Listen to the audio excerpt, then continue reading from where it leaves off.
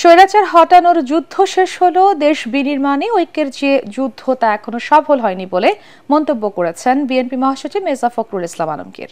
দিনাজপুরে এক অনুষ্ঠানে তিনি বলেন, ফ্যাসিবাদের পতনের পর নতুন যে সম্ভাবনা তৈরি হয়েছে, রাজনৈতিক সংকীর্ণতার কারণে তা বাস্তবায়নে বাধা তৈরি হচ্ছে।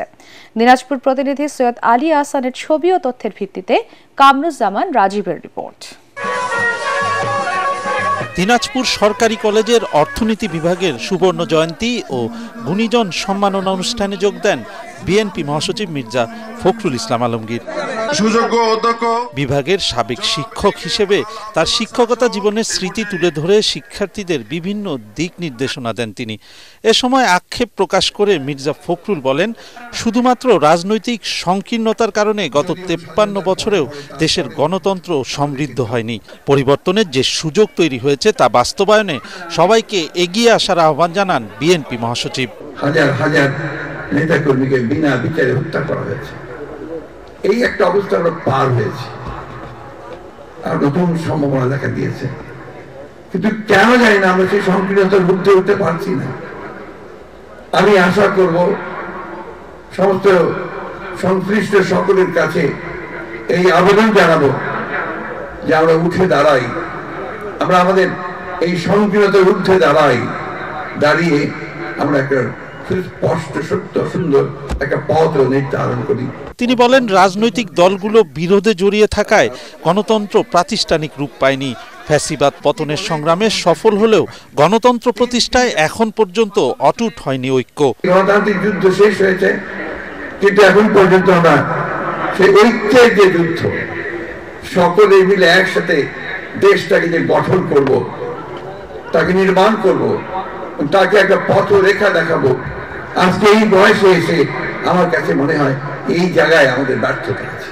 আমরা রাজনৈতিক দলগুলো পরস্পরের সঙ্গে বিরোধে লিপ্ত হয়েছি, কিন্তু সহনশীলতার মধ্য দিয়ে গণতন্ত্রকে চর্চা করে আমরা যদি সবাই এগিয়ে যেতে পারি, তাহলে কিন্তু আমরা গণতন্ত্রকে লাভ করতে পারবো, আমাদের অধিকারকে অর্জন করতে পারবো।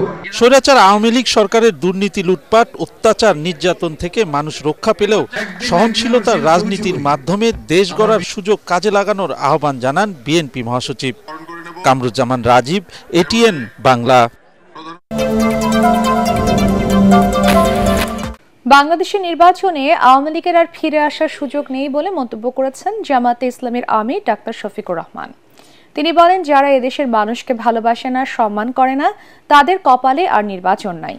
দুপুরে নাটোর নবাব সিরাজউদ্দৌলা সরকারি কলেজ মাঠে জেলা জামাত আয়োজিত কর্মী সভায় এসব কথা বলেন তিনি। জামাতের আমির আরও বলেন, পতিত আওয়ামী লীগ 3টি নির্বাচন করেছে জুলুম করে। যারা নির্বাচনেই বিশ্বাস করে না, তাদের আবার কিসের নির্বাচন?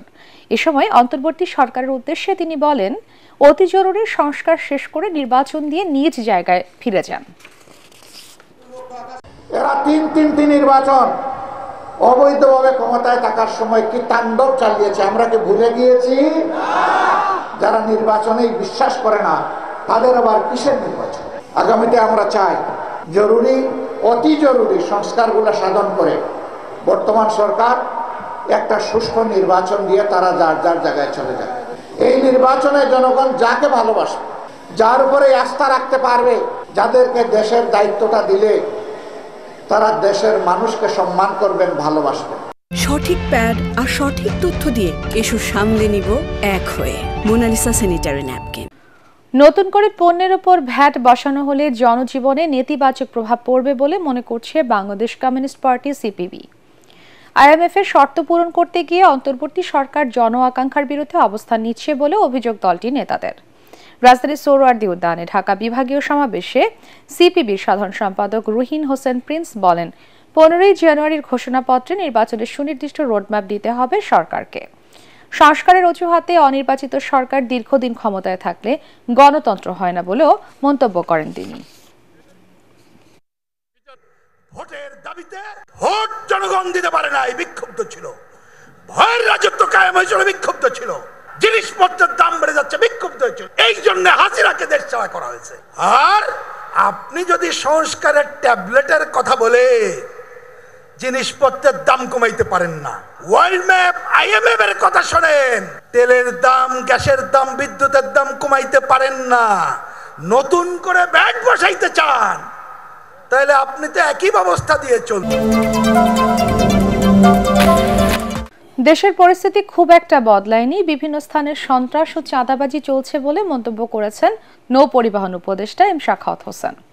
সবাইকে ঐক্যবদ্ধভাবে এই অনিয়ম প্রতিহত করার আহ্বান জানান তিনি। দুপুরে খুলনার সরকারি সুন্দরবন আদর্শ কলেজের সুবর্ণ জয়ন্তী ও ৫৬ বছর পূর্তি অনুষ্ঠানে উপদেষ্টা এসব কথা বলেন।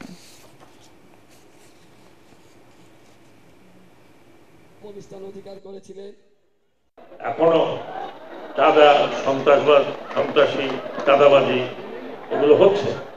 আমি অনুরোধ করব যারা নেতৃস্থানীয় আছেন, আপনারা সমাজে যারা আছেন, তারা প্রতিহত করেন চাঁদাবাজি, কারণ অনেক হয়ে গেছে।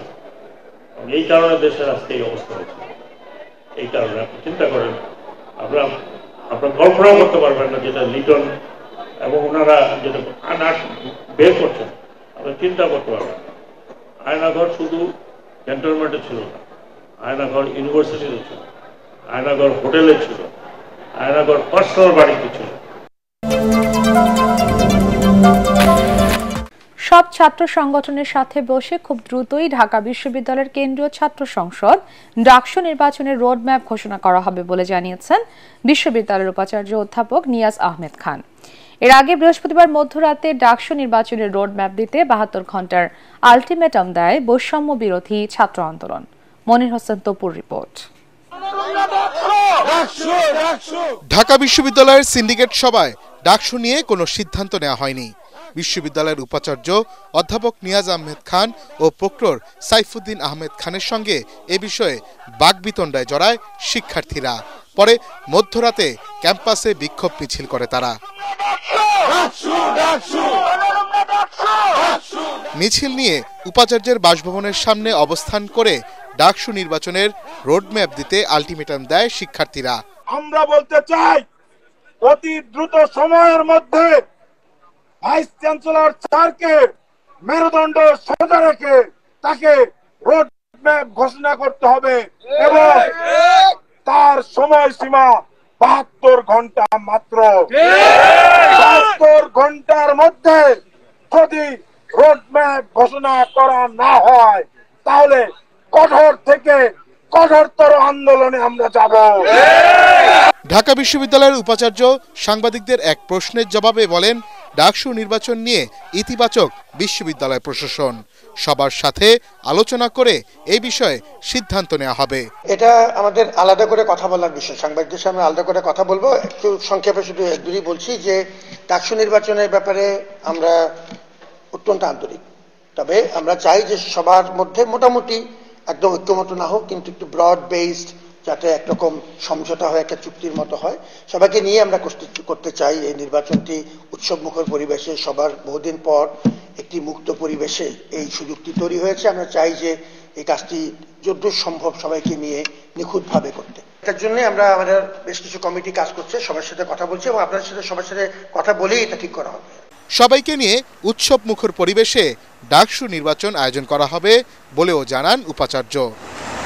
মনির হোসেন তপু, ATN বাংলা, ঢাকা।